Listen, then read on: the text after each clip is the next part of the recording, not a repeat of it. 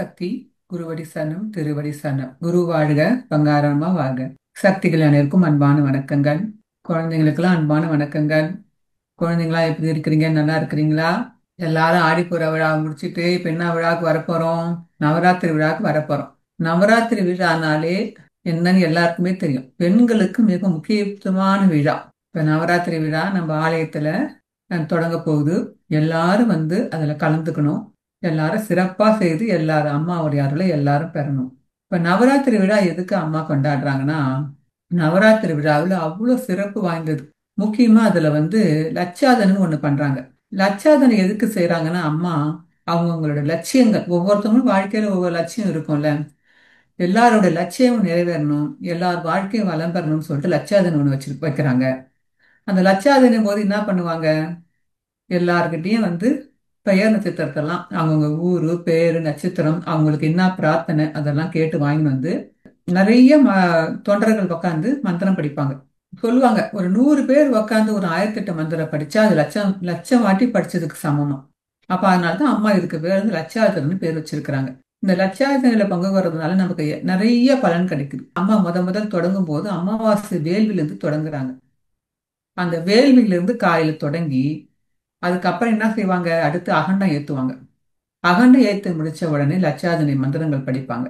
அதுக்கு முன்பே காலையிலே விடிகாலையில அம்மாவுக்கு அபிஷேகம் அலங்காரங்களும் நடந்திருக்கும்.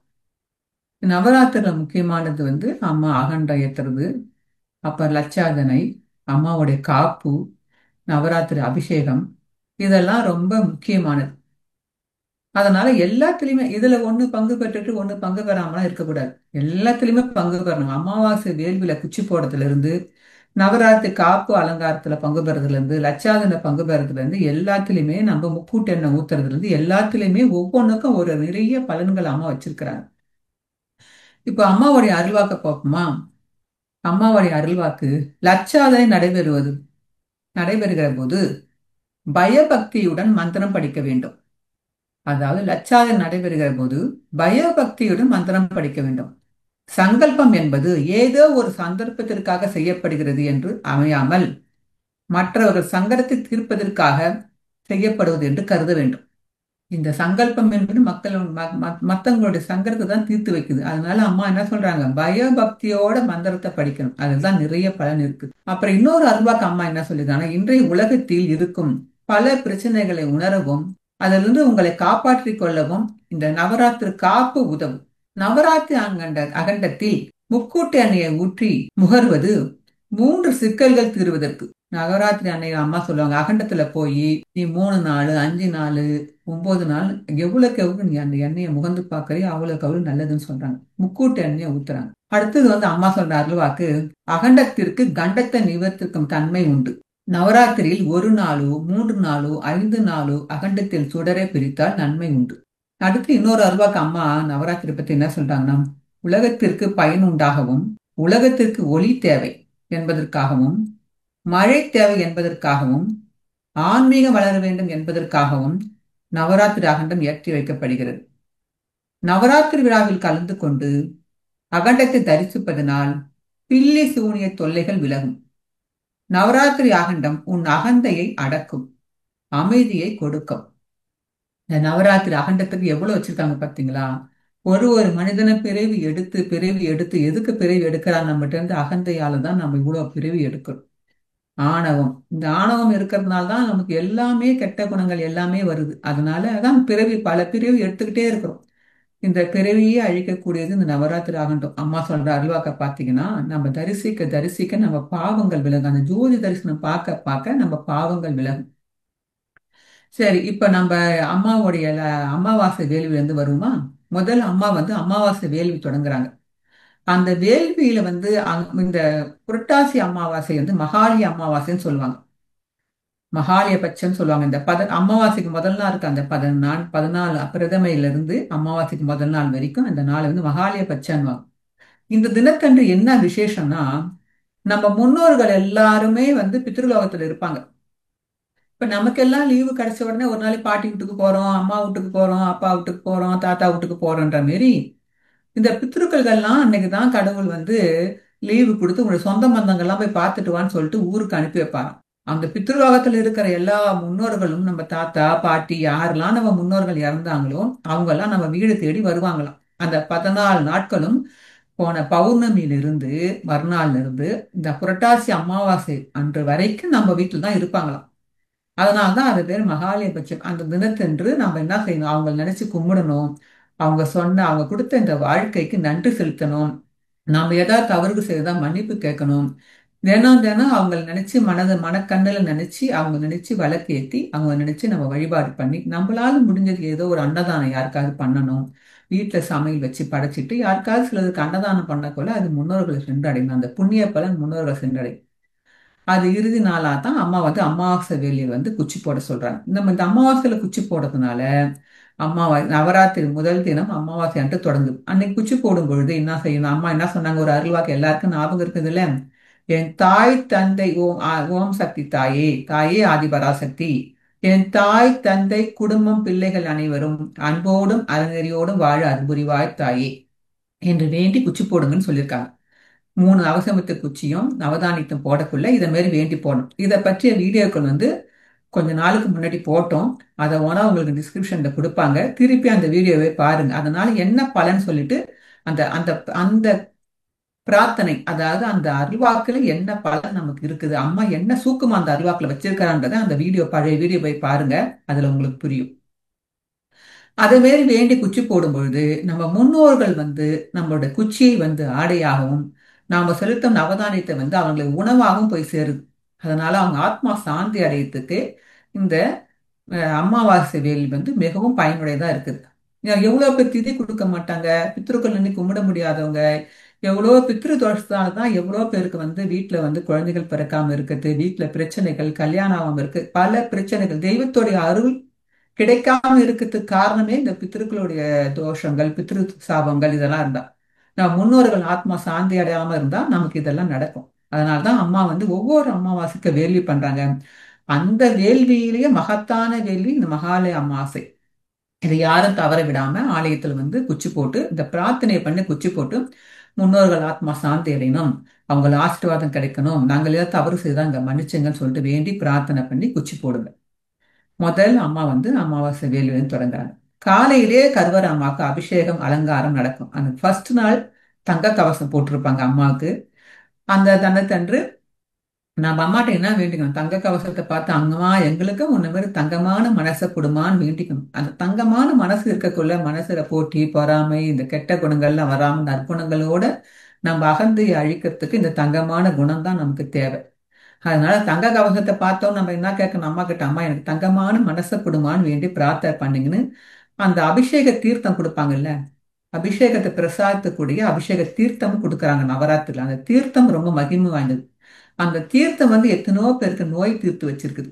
அந்த தீர்த்தத்தை கொண்டு வந்து நம்ம வீட்டை தெளிக்கும் பொழுது நம்ம முன்னோர்கள் ஆத்மா சாந்தி அடைய வாய்ப்பு உண்டு. முன்னோர்கள் ஆசீர்வாதம் கிடைக்குது. மேற்கொண்டும் அம்மா மேல அபிஷேகம் பண்ண அந்த தீர்த்தம், மஞ்சள் நீர் அபிஷேகம் பண்ண அந்த தீர்த்தத்தை நம்ம கிட்ட கொடுக்கும் போது தெய்வ சக்தி தெய்வ ஆட்டம் நம்ம கிட்ட கிடைக்கும், நம்ம வீட்டுல நிரம்பும். பொதுவாகவே சொல்லுவாங்க, ஒரு மகான்கள் மேல மகான்கள் உபயோகப்படுத்த ஒரு துணியையோ மகான் உபயோகப்படுத்த ஒரு பொருள் நாம அதை உபயோகப்படுத்தும் போது அவங்களுடைய அந்த எண்ண வைப்ரேஷன் எண்ண அலைகள் நம்மள வந்து சேரும். அப்ப நமக்கு அவங்க நிலையிலே நாமள இருப்போம். அதனாலதான் மகான்களுடைய துணிகள் அதெல்லாம் மற்றவங்களுக்கு யாருக்கும் கொடுக்க மாட்டாங்க. அப்போ மகான்களுக்கே இப்படின்னா இன்னைக்கு தெய்வத்துக்கு அன்னை ஆதிபுராசத்துக்கு அபிஷேகப்படுத்த மஞ்சள் நீர் தீர்த்தம் அது எவ்வளவு மகிமை வாய்ந்தது. அந்த தீர்த்தத்தை நமக்கு இன்னைக்கு அபிஷேகத்து பிரசாதத்துக்கூடிய கொடுக்கும்போது அதை கொண்டு வந்து புனிதப்படுத்தி நாமளும் அதை தெளிச்சுக்கணும் பிரசாதமா குடிச்சிட்டு வீட்டை தெளிக்கும் போது பல நன்மைகள் நமக்கும் நம் உடலுக்கும் நம் ஆன்மாக்கும் நம்ம வீட்டுக்கும் நம்ம சுத்தி உள்ள இடத்துக்கும் வந்து அடையும். தீய சக்திகள்லாம் விலகும். இன்னைக்கு எவ்வளவோ கண்திஷ்டிகள் தீய சக்திகள் எல்லாரும் பாதிக்கப்படுறோம். அதெல்லாம் போய் நம்ம வாழ்க்கை சுபிட்சமாக இருக்கும். அடுத்தது வந்து அம்மா அகண்டம் அபிஷேகம் முடிச்சிட்ட பிறகு அம்மா வந்து இது அமாவாசை வேலி முடிச்சிட்ட பிறகு அகண்டம் ஏத்துவாங்க. இந்த அகண்டம் ஏத்தும் பொழுது அகண்டத்துல வந்து என்ன செய்யறாங்கன்னா முக்கூட்டு எண்ணெய் ஊத்தி பக்தர்கள்லாம் உள்ள போய் தரிசனம் பண்ணுவாங்க. இந்த முக்கூட்டு எண்ணெய் என்னென்ன எண்ணெய் ஊத்துவாங்கன்னா 3 எண்ணெய்களை கலந்து ஊத்துவாங்க. ஒண்ணு இலுப்ப எண்ணெய், நல்லெண்ணெய், வேப்பெண்ணெய். இந்த இலுப்பு எண்ணெய்க்கு என்ன சக்தி இருக்குதுன்னா முக்கூட்டு எண்ணெயை ஊத்தி அம்மா என்ன சொல்றாங்க, நீ அப்படியே கருவறையில அந்த அகண்டம் எரியும். அகண்ட அக்னி மலையில எரியும் போது அதை வந்து நான் முகர்ந்து பார்க்கும்போது நம்முள்ள இருக்க தீய சக்திகள் போயிடும். நம்ம கிட்ட நம்மள அறியாம இருக்க நோய்கள் எவ்வளவோ எல்லா இதுவும் நம்ம கிட்ட இருந்து விலகிடும். அப்ப அந்த எண்ணெயில என்ன இருக்குதுன்னா, அந்த முக்கூட்டி எண்ணெய் நம்ம முகர்ந்து பார்க்கும் பொழுது இவ்வளவு அற்புதங்கள் நமக்கு நடக்குது.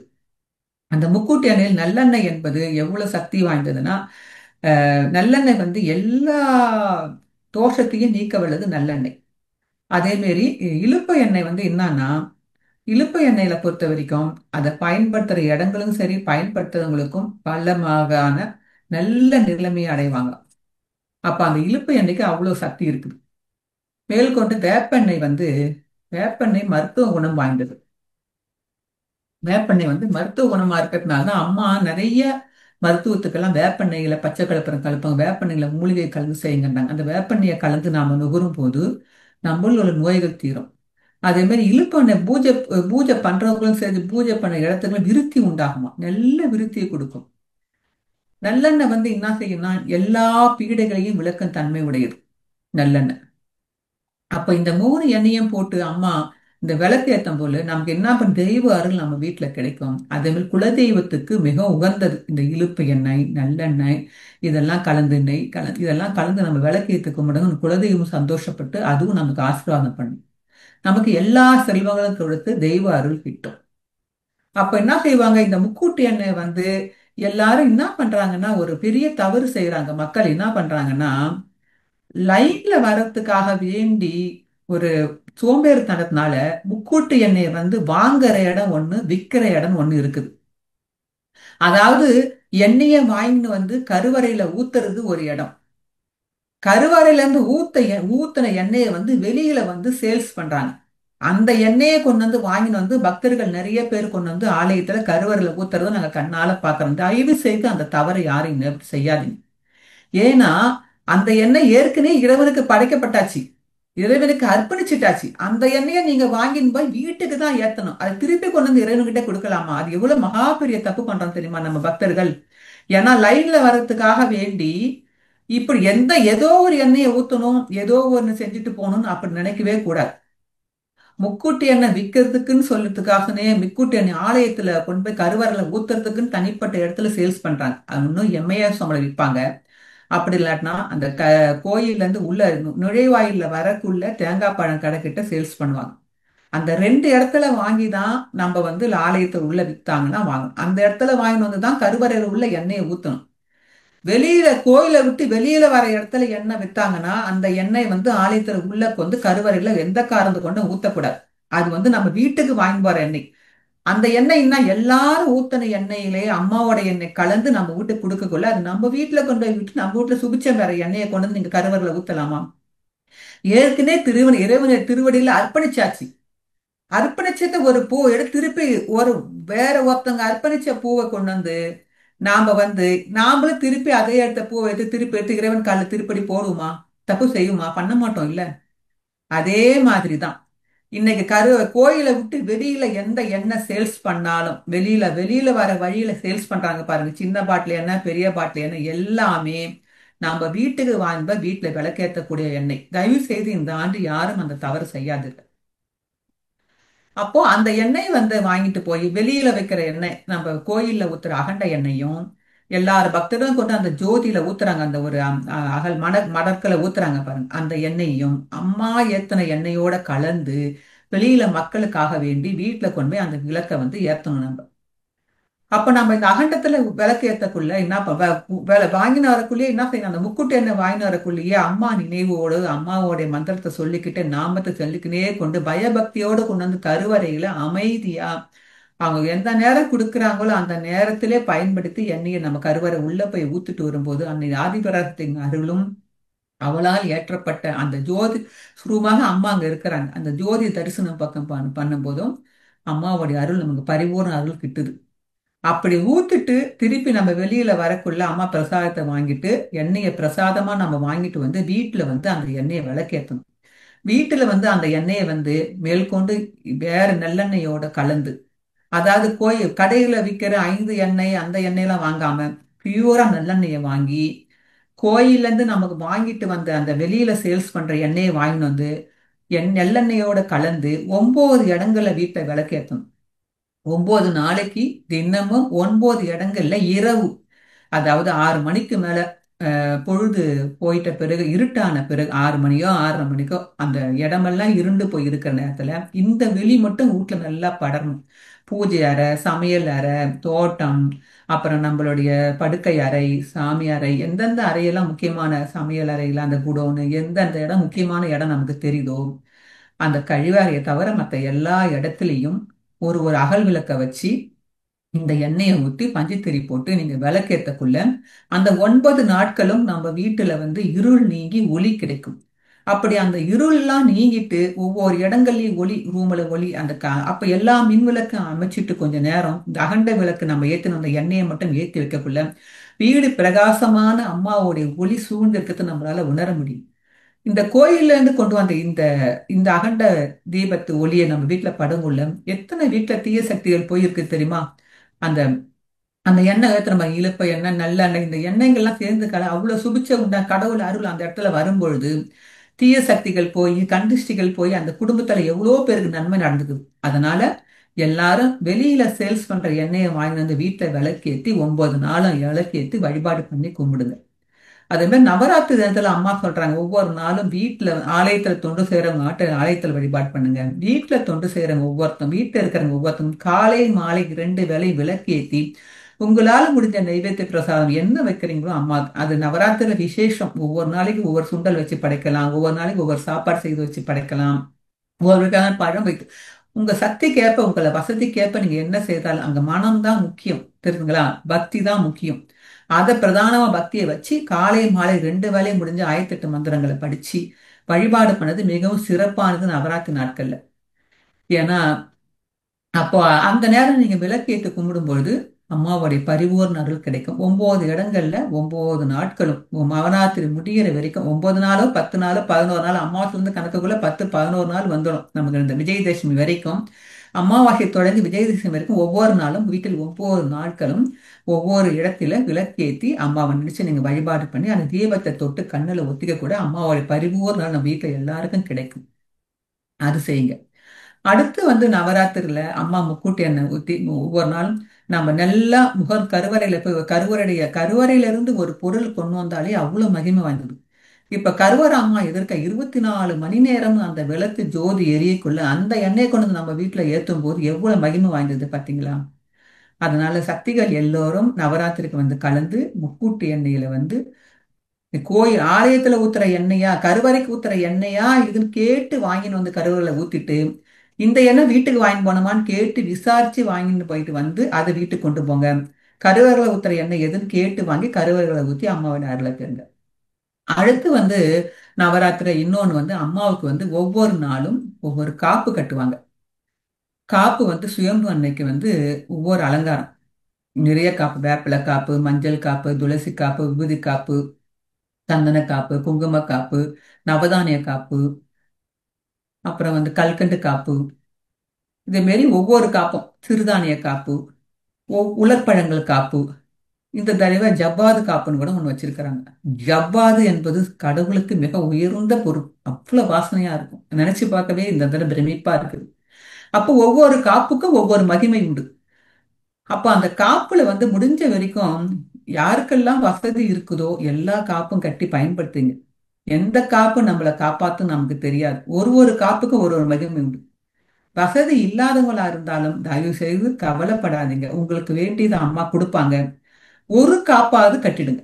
எப்படியாவது எவ்வளவு செலவு பண்றோம் நம்ம வாழ்க்கையில, ஒரு காப்பு அபிஷேகத்துக்காவது பயன்படுத்துங்க, அது உங்களை காப்பாத்தும். நம்மளையெல்லாம் காப்பாத்த வந்த இந்த அம்மா நம்மளை இன்னைக்கு காப்பு கட்டுங்க காப்பு கட்டுங்கன்னு சொல்றது ஏன் கட்ட சொல்றாங்கன்னா, நம்மள ஊழ்வினையை கழிச்சு கர்மவினையை கழிக்கிறதுக்காக வேண்டிதான் காப்பு கட்ட சொல்றாங்க. கடவுளும் நம்மளுக்கு எல்லாமே சும்மா, நாம யாருக்கா சும்மா ஏதாவது செய்யறோமா? ஏதாவது எனாம யாருக்காவது ஏதாவது செய்யறோமா? இல்லையே. கடவுளும் நம்மளுடைய கர்ம வினைகள் கழிக்கிறதுக்காக வேண்டிதான் நம்மளை ஏதாவது செய்ய சொல்றாங்க. அதனால நம்ம என்ன செய்யணும்? நவராத்திரில காப்பு கட்டணும். ஒவ்வொரு காப்புக்கும் ஒவ்வொரு பலன் இருக்குது. இந்த காப்புக்கு எவ்வளவு பலன் இருக்குதுன்னா, நம்மளை கண்டத்திலிருந்து காப்பாற்றக்கூடியது நவராத்திரி. நவராத்திரி அகண்டத்தை கண்டத்தை நிவர்த்திக்கும் சக்தி உண்டு. நவராத்திரிக்கு அவ்வளவு சக்தி உண்டு. முன்னோர்கள் ஆத்மா சாந்தி அடையிறதுக்கு உண்டு. நம்மளுடைய பிரச்சனைகள் தீர்த்து வைக்குது. எல்லாமே நவராத்திரிக்கு உண்டு. அப்படிதான் ஒரு காப்புக்கு என்ன மகிமை உண்டுன்னா, ஒரு சக்தி வந்து அவர் போய் திருநெல்வேலி மாவட்டத்துல வேள்விக்குள்ள இணை செயலாளரா இருக்காரு. அவர் பேரு ராமையா. அவருக்கு வந்து ஒரு தடவை அம்மா கிட்ட வந்து இதுக்கு நவராத்திரி டைம்ல பாத பூஜைக்கு நெருக்கத்துல வந்திருக்கிறார். அம்மா சொல்லிச்சாம், நீ 10 காப்புக்கு பதிவு செய்துக்க மகனேன்னு சொல்லிச்சு. அவர் என்ன பண்ணாரு, 10 காப்பு பதிவு செய்து அறநிலையத்துல போய் 10 காப்பு சந்தோஷம், சரிங்கம்மா அம்மா சொன்னா ஏதாவது காரணம் இருக்குமா சொல்லிட்டு பத்து காப்புக்கு பதிவு செய்துட்டு போயிட்டார்.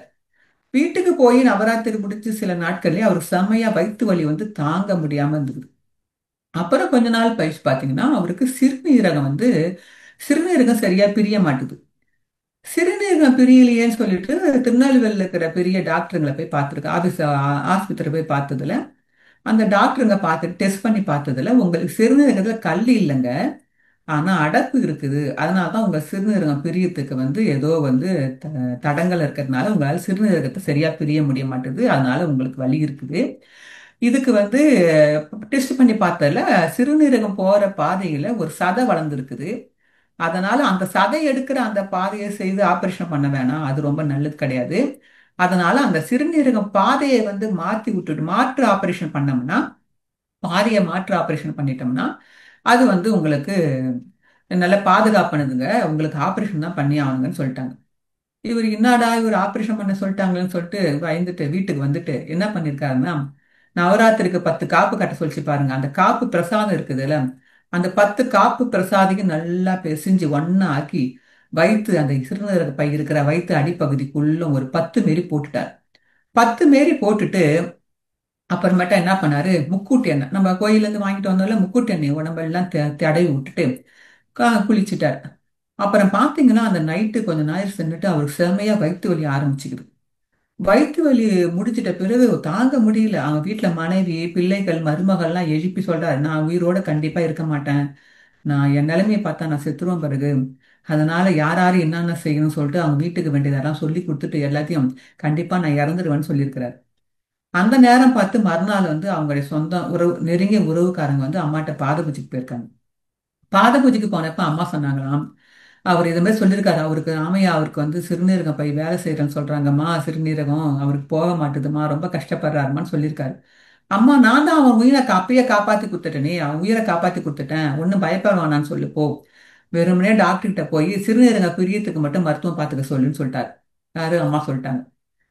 இவரும் வந்து சொல்லிட்டாரு.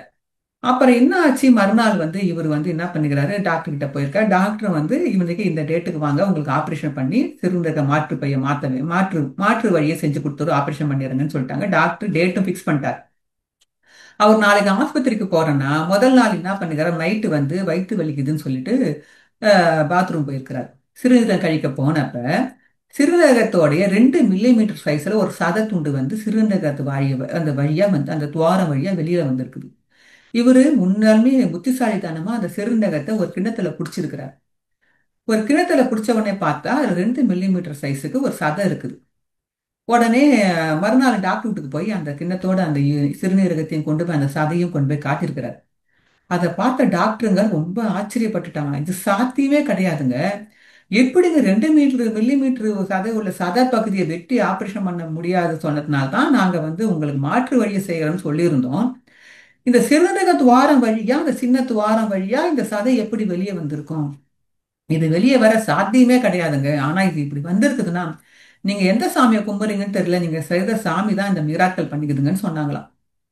அப்பதான் அவருக்கு தெரிஞ்சு, அப்பதான் அவர் டாக்டர் சொன்னாரு, நான் மருவத்தூர் அம்மா கும்பிடுறேங்க, நான் ஒன்னும் அப்படி பெருசா தொண்டனோ பெரிய பக்தனோ கிடையாது, அம்மா சொன்ன அந்த காப்பு மட்டும்தான் நம்ம கட்டியிருக்கிறோம், அந்த காப்புக்கே அம்மா நம்மளை வந்து இன்னைக்கு ஆப்ரேட் செய்ய விடாம அந்த சிறுநீரக சதைய வந்து டாக்டர்லே வியக்கம் பண்ணும் தானா வெளியில வந்துக்குது பாரு. அப்ப அவர் நினைச்சாராம், காப்பா நமக்கெல்லாம் இருக்கிற அம்மா வந்து நம்மளை காப்பாத்துற அம்மா நம்மளை காப்பு கட்ட சொல்றாங்கன்னா ஏதோ ஒரு காரணத்துக்காக தான் இருக்கும் சொல்லிட்டு கட்டியிருக்காரு. அதனாலதான் சக்திகளே அனைவரும், நமக்கு நாளைக்கு என்ன வரப்போகுதுன்னு நமக்கு தெரியாது, நமக்கெல்லாம் ஒரு காப்பு கவசமாக இருப்பது இந்த காப்பு. அதனால அவங்கவுங்க வசதிக்கு ஏத்த மாதிரி ஒரு காப்பாவது தயவு செய்து எல்லாரும் பங்கு பெறுங்க. ஒரு காப்பு அபிஷேகம், ஒரு அபிஷேகத்தை மட்டுட்டு ஒரு சிலங்க என்ன பண்றாங்க, அபிஷேகம் மட்டும் கட்டிட்டு காப்பு கட்ட மாட்டாங்க, காப்பு மட்டும் மட்டும் அபிஷேகம் கட்டுவாங்க. அம்மா என்ன சொல்றாங்க தெரியுமா, அபிஷேகத்தும் கட்டி தான் காப்பும் கட்டணும், ரெண்டுமே சேர்ந்து தான் செய்யணும்னு சொன்னாங்க. அது மாதிரி ரெண்டுமே சேர்ந்து செய்யுங்க. அதனால காப்பு அபிஷேகம் அவ்வளவு மகத்துவம் வந்தது. அதனால எல்லாரும் காப்பு அபிஷேகத்தில் பங்கு பெற. மேலும் இன்னொன்னு என்னன்னா லட்சாதனை. இந்த லட்சாதனை சங்கல்பம் பண்றாங்க பாருங்க. அம்மா சொல்ற மத்தவங்கள சங்கடத்தை தீர்க்குதுன்னு சொல்றாங்க பாருங்க. அது எவ்வளவு மகிமை வாய்ந்ததுன்னா, நாம நினைக்கிறோம் ஏதோ வராங்க எல்லாரும் தெரு தெருவா போய் வீதி வீடா போய் சத்திங்களா அவங்க லட்சாதனை பங்கு பெறுங்க, லட்சாதனை பங்கு பெறுங்க, பேர் ஏதோ சொல்றாங்க, இவங்களுக்குலாம் வேற வேலை இல்லையா, நிறைய பேர் திட்டுறவங்க உண்டு. தயவு செய்து அப்படி நினைக்காதுங்க. ஏன்னா ஒரு வெளிநாட்டுல இருக்கிற ஒரு சக்தி வந்து ரொம்ப அவர் வெளிநாட்டுல இருக்கவங்களும் ரொம்ப அவங்க குடும்பத்துல பிரச்சனை. அதனால ஊருக்கு தான் உள்ளூருக்கு வந்திருக்கிறாரு. உள்ளூருக்கு வந்த பிறகு ஒரே பிரச்சனை, ரொம்ப மன கஷ்டம், நோய் நொடியால பாதிப்புக்கு, குடும்பத்துல சண்டை சச்சரவுகளே பாதிப்பு இருந்து அவரு ஒரு நாள் என்னன்னு பார்த்தது அவருக்கு பில்லி சூனி வச்சிருக்கிறாங்கன்னு சொல்லியிருக்காங்க யாரும். அதனால பாதிக்கப்பட்டு ரொம்ப கஷ்டப்பட்டு இருந்திருக்காரு. தீய சக்தியால பாதிக்கப்பட்டு கஷ்டப்பட்டு இருந்திருக்காரு. அவருக்கு அம்மா பத்தி எல்லாம் தெரியாது. அப்ப அந்த தெருவுல அந்த நம்ம தொண்டர்களும் அப்பப்ப அந்த தெரிஞ்சவங்க கிட்ட எல்லாம் லட்சாதனை வந்து போய் வீடு வீடா கலெக்ஷன் பண்ணி வருவாங்கல்ல. அப்ப அவங்க வீட்டு பக்கத்து வீட்டு சக்தி வீட்டுக்கு வந்து ஒரு மட்ட சக்தி வந்திருக்காங்க. அவங்க வந்து எங்க வீட்டு பக்கத்துல ஒரு சக்தி இருக்கிறாருங்க, அவர் ரொம்ப கஷ்டப்படுறாரு, பில்லி சூனியத்தால பாதிக்கப்பட்டேன்னு சொல்றாரு, நமக்கு எதுவும் தெரியாது, ஆனா நீங்க அவர்கிட்டயும் லட்சாதனுக்கு பேர் கேளுங்கன்னு சொல்லியிருக்காங்க. அது மாதிரி நம்ம மட்ட சக்திக்கெல்லாம் போய் அவர்கிட்ட நீங்க லட்சாதனை பங்கு பெறுறீங்களாங்க, உங்க பேர் நட்சத்திரம் சொல்லுங்க, அதுக்கு நீங்க பதிவு பண்ணீங்க, சின்ன ஒரு 50 ரூபா தானே, பதிவு பண்ணிக்கங்கன்னு சொல்லியிருக்காங்க. இவர் எனக்கு இதெல்லாம் நம்பிக்கை இல்லம்மா, இதெல்லாம் என்னம்மா வரப்போகுதுமான்னு, என்னை இவ்வளவு கஷ்டப்படுறோமான்னு சொல்லிட்டு, இல்லைங்க ஒரு சீட்டு போட்டு தான் பாருங்களா, உங்க பேர் நட்சத்திரம் மட்டும் சொல்லுங்க, நாங்க இதை போய் ஆலயத்தை போல வளம் நலம் பெற உங்க குடும்பம் நல்லா இருக்க நாங்க பிரார்த்தனை பண்ணுவோங்கன்னு சொல்லியிருக்காங்க. சரிங்கன்னு சொல்லிட்டு சின்ன காட்சி தானே சொல்லிட்டு அவரும் அந்த சீட்டு பதிவு பண்ணி பேர் நட்சத்திரத்தை போட்டு பதிவு பண்ணி எழுதியிருக்கிறார். நான் இந்த தாளை வச்சு என்னங்க செய்யறதுங்கன்னு கேட்டுக்கிறாரு. அந்த அம்மாவும் என்ன பண்ணுறாங்க, நீங்க தாளை வேணா வீட்டுல நிலவாசல வேணா ஒட்டி வச்சுக்குங்க, பத்திரமா வச்சுக்குங்கன்னு சொல்லியிருக்காங்க. அவங்க ஏதாச்சுமா சொல்லியிருக்காங்க பத்திரமா வச்சிருங்க, ஒட்டி தான் பாருங்க. அவர் என்ன பண்ணுறாரு, அந்த தாளை அந்த மஞ்சள் கலர் தாளை எடுத்து வாட்டி நிலவாசப்படி உள்பக்கமா அதை ஒட்டி இருக்கிறார். அவர் ஒட்டின உடனே தான் தாமதம். உடனேயே வீட்டுல இருந்து தீய சக்திகள் போனதை அவர் கண்ணால பார்த்திருக்கிறார். அப்ப பாருங்களா, அவர் வந்து நம்பிக்கையே இல்லை, ஏதோ சொல்றாங்களே செய்வோம்னு சொல்லிட்டு நம்பிக்கையா செஞ்சிருக்கிறாரு. அந்த தாளுக்கு எப்படி சக்தி வந்ததுன்னு நீங்க நினைக்காதீங்க. நம்ம அம்மா சொல்லும், நீ கட்டணும்னு ஒரு எண்ணம் உன் மனசுல வந்தாலே அந்த இடத்துல நான் வந்துருவேன்னு சொல்லுது. அதே மாதிரி ஒரு கட்டண உடனேயே அம்மா அந்த இடத்துல ஆட்கொண்டுட்டா.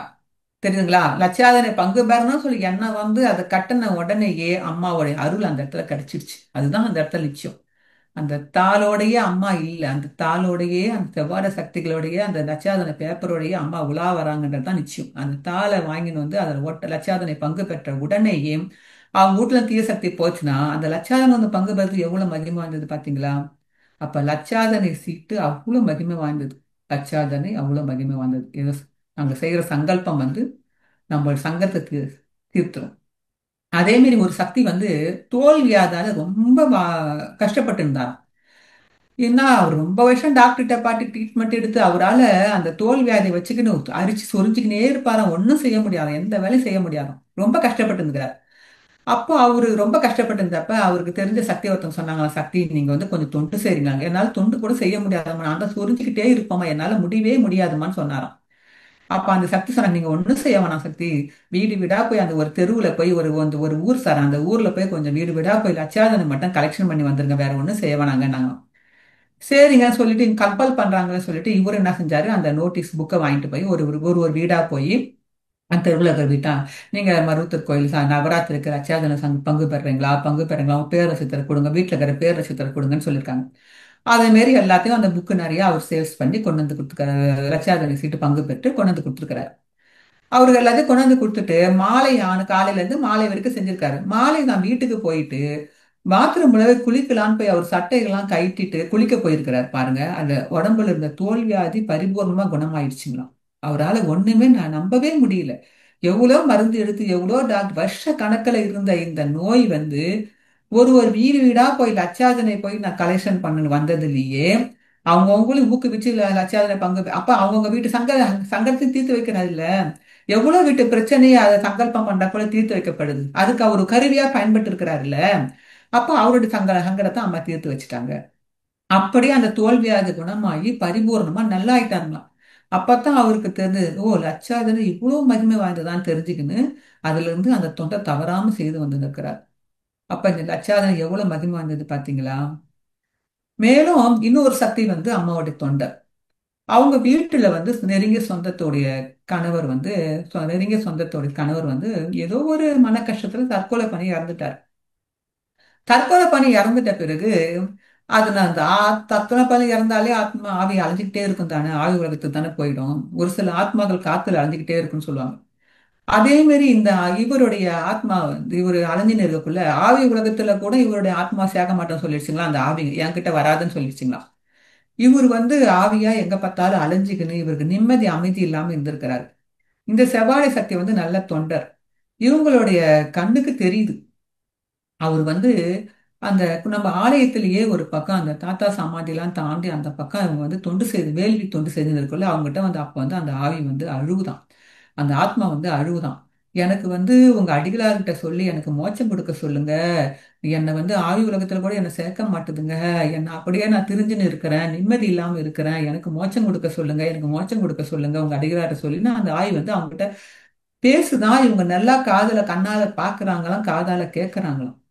என்னடா இது இப்படி சொல்றாரு, இவங்க நெருங்கிய சொந்தக்காரங்களோட வீட்டுக்கார் என்ன சொல்லி இவங்க தொண்டை செஞ்சுட்டு வந்திருக்காங்க. தொண்டெல்லாம் முடிச்சுட்டு வந்துட்ட பிறகு திருப்பி அவங்க வீட்டுல வந்து வெளியில ஜன்னல்லையும் வாசப்படியில நின்னுக்குன்னு அது அழுவுதான்.